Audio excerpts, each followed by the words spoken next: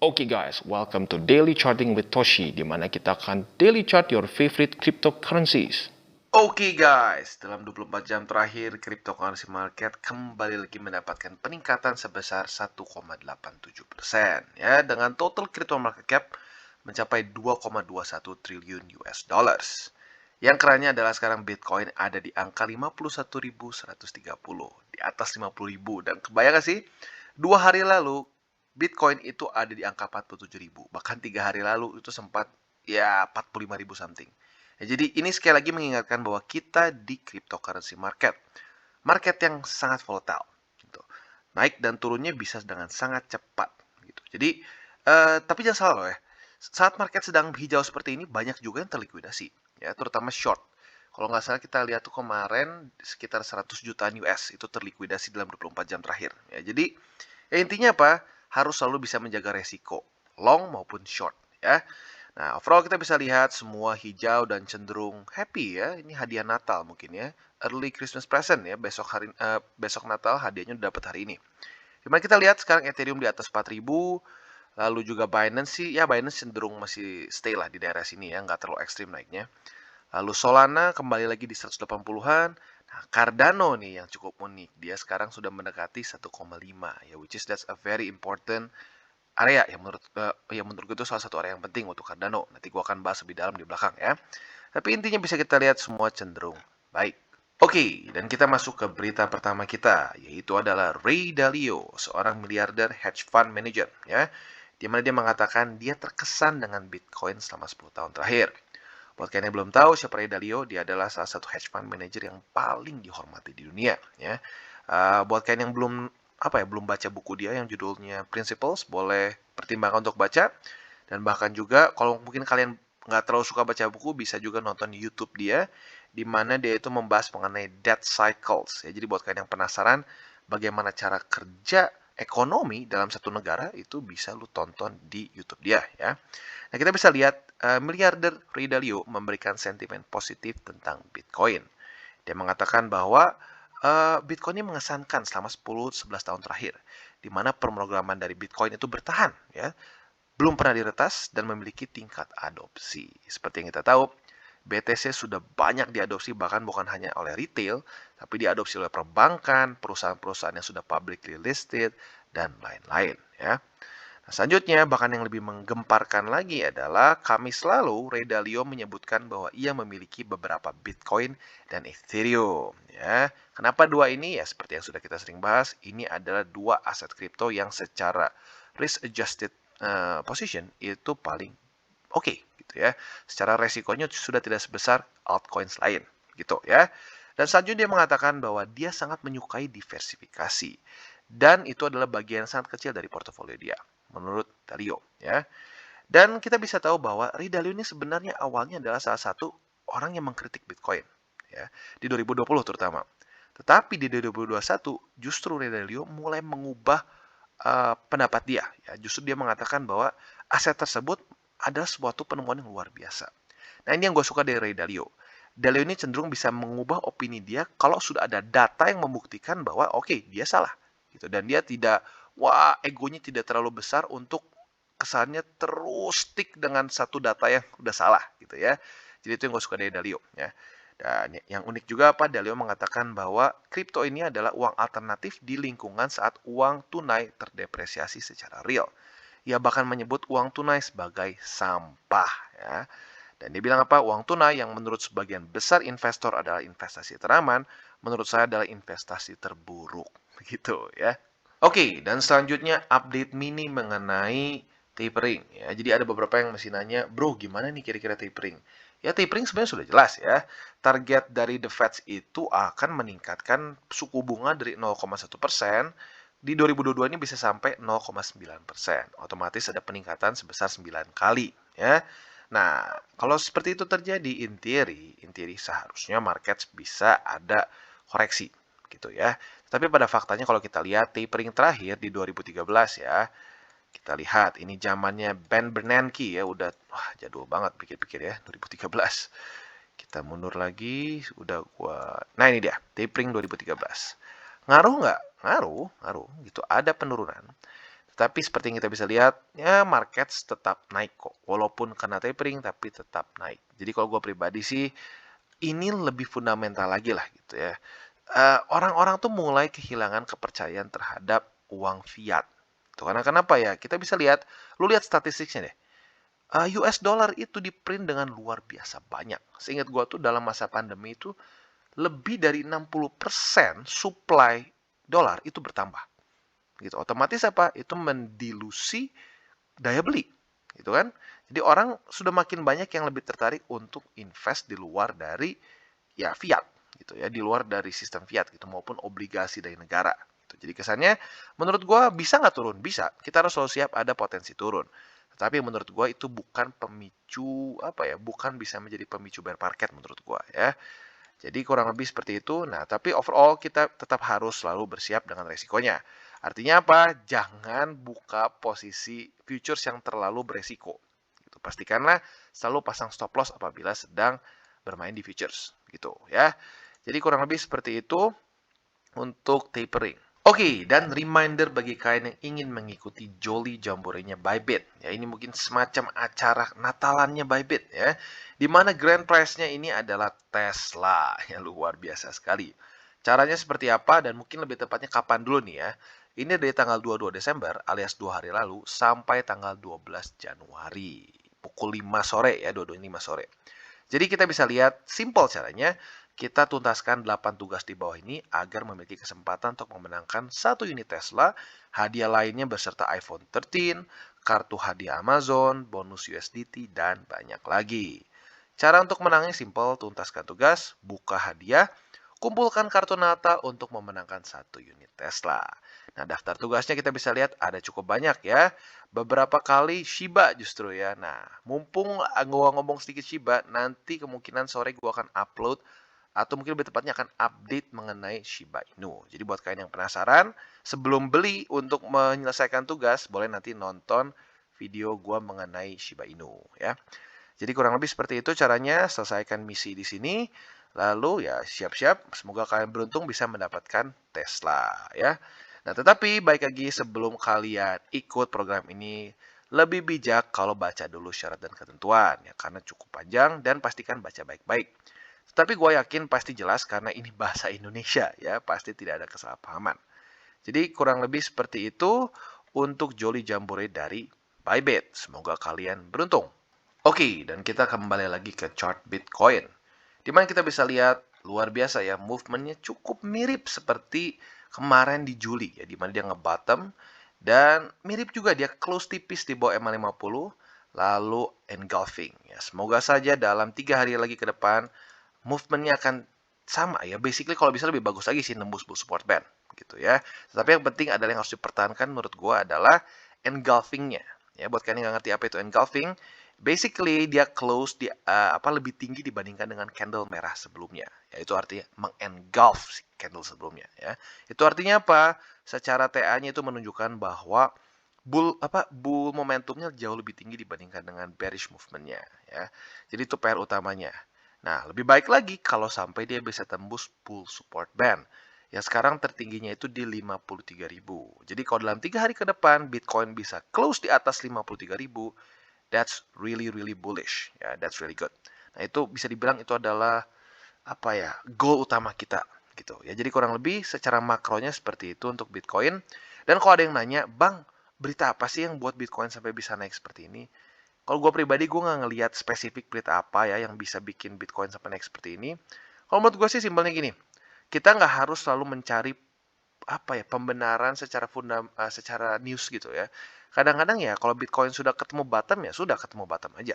Gitu nggak perlu terlalu ribet kita coba cari-cari alasan newsnya gitu ya. Kadang-kadang ya kalau dia sudah turun dengan cukup ya dia naik gitu loh. Tanpa harus ngomong-ngomong dulu karena oh gua naik gara-gara ini ya. Jadi ya ini dia intinya kenapa gue suka baca chart karena chart memberikan data yang langsung saat ini juga gitu loh. Kalau news ya lu tunggu dulu berapa menit ke depan, berapa jam ke depan, bahkan mungkin beberapa hari ke depan gitu ya. Oke, dan sekarang kita masuk ke Luna, di mana kita bisa lihat Luna basically sedang menuju ke $100. Hari ini harusnya in theory sih kena ya $100 karena tinggal 60 sen lagi. Jadi sesuai dengan yang gue bahas di DC Tugas sebelum-sebelumnya, menurut gua potensi Luna $100 itu sangat memungkinkan apabila BTC tidak bete. Dan kita bisa lihat BTC sudah mulai tidak bete ya, dan makanya kenapa $100 jadi sangat ya possible seperti yang gua bahas di sebelum-sebelumnya ya. Jadi kurang lebih kalau untuk Luna sih gue pribadi masih terus pasang buy limit di MA20 dengan setia ya. Tapi jangan lupa ya, MA20 bergerak. Jadi dari hari ke hari dia terus berubah ya. Jadi jangan sampai kalian lupa pasang terus tiba-tiba bingung loh, kok nggak kena ya 20 gua. Karena kenapa? 20-nya terus bergerak gitu ya. Nah, kalau sekarang kita lihat di weekly, jujurnya lumayan serem ya. Lumayan serem. Dia sudah tinggi banget di luar dari Bollinger Band. Jadi kalau gue pribadi sih tetap ya, buat kalian yang sudah TP di sini tenang, nggak apa-apa ya. Tinggal sabar aja, tunggu di mana MA20 di daily gitu ya. Tetapi gini, sekarang itu bisa dibilang belum euforik sih, belum euforik, tetapi sudah mulai ketemu momentum. Jadi bisa aja sebenarnya kalau kalian beli di 4 hourly chart. Karena kalau kita lihat di sini, Luna sebenarnya ketahan oleh MA20 di 4 hourly chart. Tetapi baik lagi masuknya tetap ke risky ya, atau apa, beresiko gitu. Karena kenapa? Ya lihat, andai kan lu beli di sini di $84, itu lu technically beli masih di sini gitu loh. Di luar dari Bollinger Band di weekly. Jadi technically speaking it's very overbought. Gitu. Jadi baik lagi bisa aja lu beli di pantulan MA20 di 4 hourly, tapi ingat itu tetap masih resikonya cukup tinggi ya. Jadi kurang lebih seperti itu untuk Luna, dan intinya adalah cicil aja gitu ya, jangan all in, cicil aja. Kalau dicicil jadi tenang gitu. Kalau all in sekalinya nyangkut, wah langsung deg-degan, dan biasanya monkey brain kita beraksi, ujung-ujungnya cut loss. Oke, dan Cardano, akhirnya Cardano breakout juga dan menaklukkan MA20 si tukang pukul. Ya kemarin lusa gue cukup sedikit deg-degan karena dia dengan jelas lumayan ketahan oleh MA20. Tetapi kemarin karena Bitcoin ngepump, akhirnya Cardano mendapatkan momentum yang cukup juga untuk naik lagi ke atas. Tetapi kita bisa lihat sekarang musuh utama dari Cardano adalah daerah sini, $1.48, atau kalau mau dibuletin $1.50. Di mana ini seperti gue bilang sebelumnya adalah major resistance ya, sudah berkali-kali Cardano dipukul turun dari daerah sini. Jadi PR terbesar dari Cardano adalah dia harus tembus lagi daerah sini dan mengubah $1.48 menjadi support. Nah, itu yang sangat penting ya. Jadi movementnya kurang lebih seperti ini ya. Nggak apa-apa turun dulu lagi, menurut gua normal kalau dia ada koreksi lagi di sini. Tetapi dia membuat apa? Higher low dan menembus di sini. Mungkin nanti kepukul lagi oleh MA50, dan selanjutnya apa? Support di sini. Nah, itu yang kita cari nih. Ini yang kita cari. Pantulan di daerah $1.48. Nah, kalau sampai bisa terjadi seperti itu, artinya apa? Secara struktur dia berubah. Nah, sebenarnya kalau mau lihat, untuk melihat struktur ini enak banget kalau kita lihat Cardano gitu ya. Dengan jelas banget strukturnya di mana gitu. Terpantul-pantul daerah sini terus kan. Nah, kalau sampai dia bisa mengubah ini menjadi support, artinya apa? Secara struktur Cardano berubah lagi ya. Berubahnya jadi apa ya? Bullish tentunya ya. Nah, pelan-pelan semoga dengan nanti pantulan di sini MA50 ketembus, nanti pelan-pelan lagi nembus 200 di daily. Ya, jadi otomatis apa? Terjadi reversal gitu. Jadi kurang lebih seperti itu untuk Cardano, dan buat kalian yang memiliki mental baja di daerah sini nih, yang sudah akumulasi di daerah sini pasti udah senyum-senyum sekarang ya. Karena ya technically speaking posisinya sudah untung 21%. Gitu ya. Jadi kurang lebih seperti itu untuk Cardano, dan sekali lagi kalau untuk fundamentalnya gue rasa Cardano it's doing good ya. Dia terus ada pengembangan, bahkan salah satu project pertama yang gue dengar sudah mulai untuk mencari solusi untuk menjadi quantum resistant gitu ya. Buat kalian yang nggak tahu apa itu quantum resistant, artinya adalah dia akan bisa melawan supercomputers ke depannya gitu ya. Jadi kurang lebih seperti itu untuk Cardano, dan overall it's doing good. Dan kalau ngomongin satu aset yang sedang doing good, ya kita bisa lihat apalagi Phantom. Ya, luar biasa. Phantom kemarin tembus dengan momentum yang ini ya, besar kalau bisa kita lihat ya. Dimana gue sudah bilang kemarin-kemarin yang menjadi satu hal yang sangat penting untuk Phantom adalah menembus daerah $1.67. Karena kenapa? Ya sekali lagi ini adalah previous high dia. Berarti secara struktur biasanya bisa berubah menjadi resisten yang kuat. Tetapi kemarin dengan luar biasa dia tembus, ya tembusnya bahkan lumayan tinggi ya, dia overextendednya juga berapa persen ya? 11% ya. Jadi luar biasa. Dan kalau gue pribadi ada buy limit di sini ya, karena dia sudah tembus, kita akan coba lihat apakah dia bisa bertahan sebagai support atau tidak. Gitu. Jadi it's good, ini bagus, tetapi belum terjadi retest. Semoga saja saat retest dia menunjukkan bahwa ini support yang baik untuk Phantom ya. Jadi kalau gue pribadi ada buy limit di daerah $1.67 dan juga ada di sini di MA200 yaitu di $1.70 ya 77 lah ya kalau kita buletin atau 76 ya. Jadi kurang lebih seperti itu dan apabila dua ini bisa dijadikan support gitu ya oleh Phantom, that's really good for Phantom ya. Dan overall seperti yang sudah kalian tahu ya, menurut gua fundamental Phantom ini luar biasa ya, apalagi urusan untuk DeFi mereka. Buat lu yang belum nonton review gua mengenai Phantom, bisa nanti lu cek di playlist review gua mengenai ya kripto gitu ya. Atau nanti mungkin juga Sato bisa taruh linknya di bawah untuk Phantom ya, dimana gue bahas lebih mendetail soal fundamentalnya. Tapi sekarang secara teknikalnya overall it's doing really good. Oke, dan selanjutnya Polkadot, di mana kita bisa lihat Polkadot menemukan momentum dalam 3 hari terakhir dan bisa menembus MA20 dan 200. Ya, luar biasa. Semuanya kenapa? Karena Bitcoin berhenti BT. Gitu. Jadi seperti yang gue bilang, kuncinya adalah Bitcoin. Ya. Bitcoin naik, ya Bitcoin mulai menunjukkan reversal, maka alts akan cenderung recover juga. Gitu, ya. Jadi sekarang yang bisa dibilang yang jadi sangat penting untuk Polkadot adalah bisakah dia menunjukkan lagi momentum naik ke atas dan menjadikan MA200 di daily sebagai support. Ya, karena kalau sekarang bisa dibilang technically kemarin tembus sih, tapi tipis banget. Jadi kemarin itu MA200 di $28 lebih 88 sen dan dia close-nya itu di $29 lebih 16 sen. Jadi ya cuma ya berapa ya? Basic cuma puluhan sen gitu ya. Nah, jadi sekarang yang penting adalah semoga saja dalam beberapa hari ke depan MA200 berubah menjadi support ya. Dan kalau untuk buying position kurang lebih di daerah yang sama sih. Tapi ya gue lebih prefer kalau bisa ada naik dulu terus baru mantul lagi di MA200. Jadi kurang lebih untuk Polkadot seperti itu dan overall kalau di 4 hourly chartnya juga not that bad ya, not that bad. Walaupun masih ada MA200 di 4 hourly chart sebagai resisten di sini ya. Jadi mungkin saja dia akan terpantul di MA20 ya. Jadi kalau gue pribadi sih antara di MA200 di daily atau MA20 di 4 hourly chart. Untuk Polkadot kurang lebih seperti itu. Dan sekali lagi gue ingatkan, DCWT ini bukan bagi-bagi sinyal dan juga bukan financial advice. Ini semua adalah bentuknya edukasi dan tujuannya adalah untuk membiasakan para subscriber gue untuk membaca chart. Dan menurut gue it's doing good ya, karena semakin banyak orang-orang yang bahkan awalnya buta charting sama sekali, tapi sudah nonton tutorial with Toshi dan juga setiap hari mengikuti DCWT, lama-lama mereka terbiasa charting dan sekarang sudah mulai profit ya. Dan itu di mana gue dapat datanya di grup ya. Jadi buat kalian yang belum join Telegram group, boleh join di sana karena di sana kita ngobrol santai mengenai dunia cryptocurrency. Oke, dan sekarang kita masuk ke mana? Di mana ini setiap kali gue ngomong mana udah kayak tongue twister ya, di mana-mana jadinya.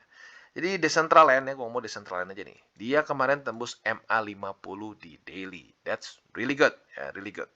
Karena kenapa? Dari kemarin cukup struggle di sini. Walaupun not bad dibandingkan dengan beberapa aset lain. Karena baik lagi, Metaverse cenderung lebih oke dibandingkan dengan alts yang lain ya. Nah, tapi yang gue ingin sorotkan mungkin di 4 hourly chart ya. Dia masih ada resisten di MA200. Nah, apabila dalam beberapa hari ke depan dia bisa menembus MA200 dan menjadikan MA200 sebagai support, that's really good untuk mana ya. Nah, tapi overall untuk sekarang sih kalau buy limit bisa aja lu average ya, average di daerah 50 di daerah MA50 yaitu di sekitar $3.60 senan ya. Jadi kalau untuk Decentraland atau mana kurang lebih seperti itu. Dan sekali lagi gue highlight yang paling penting adalah di MA200 di sini ya, di 4 hourly chart. Andai kan dalam beberapa hari ke depan dia mungkin ya konsolidasi dulu di sini biar Bollinger Bandnya membesar dulu, lalu tembus dan mantul lagi di MA200. Nah, itu dia yang kita cari. Salah satu buying opportunity yang bagus untuk Decentraland atau mana. Oke, dan selanjutnya kita masuk ke Sandbox. Di mana Sandbox gue cukup sedih ya. Gue sudah nunggu di MA50 berapa hari nih ya, beberapa minggu malah. Tetapi nggak kena-kena, akhirnya malah mantul dan nembus MA20 tanpa kena MA50 sama sekali. Ya, nggak apa-apa. Kita bisa geser buy limit kita ke MA20 di daily di sini. Tapi sekali lagi gue ingatkan untuk averaging ya, jangan all in di sini. Karena kenapa? Secara weekly-nya dia technically masih lumayan tinggi ya. Posisinya ini masih lumayan tinggi dan dia basically udah cukup lama nggak kena MA20. Terakhir terjadi itu di Oktober 2021 ya. Jadi sudah lumayan lama ya, sudah lumayan lama. Jadi kalau gua pribadi sih averaging boleh nggak? Boleh, boleh banget. Di MA20 atau 50 boleh. Tapi jangan all in. Karena kalau sampai all in, masih ada kemungkinan sandbox ini koreksi mendekati lebih ke MA20 gitu. Atau ya mungkin saja dia konsolidasi dulu di daerah sini lama, MA20 di weekly-nya mendekati gitu ya. Jadi intinya kurang lebih seperti itu untuk sandbox dan bisa dibilang dia secara TA salah satu yang cukup kuat ya, cukup kuat dibandingkan dengan koin-koin metaverse lain ya. Jadi kurang lebih seperti itu untuk sandbox dan buat sekali lagi buat kalian yang masih penasaran dengan Shiba Inu dan yang pengen ikutan juga Jolly Jambore-nya dari Bybit ya, salah satunya adalah beli Shiba nih soalnya ya. Itu nanti bisa tunggu nanti sore ya, dimana gue akan update mengenai Shiba Inu secara teknik analisis dan mungkin tipis-tipis mengenai fundamentalnya juga. Oke guys, sekian dari segmen Daily Charting with Toshi. Apabila segmen ini bermanfaat, boleh share dengan teman-teman dan jangan lupa untuk like, subscribe, klik the bell icon, dan see you on the next videos.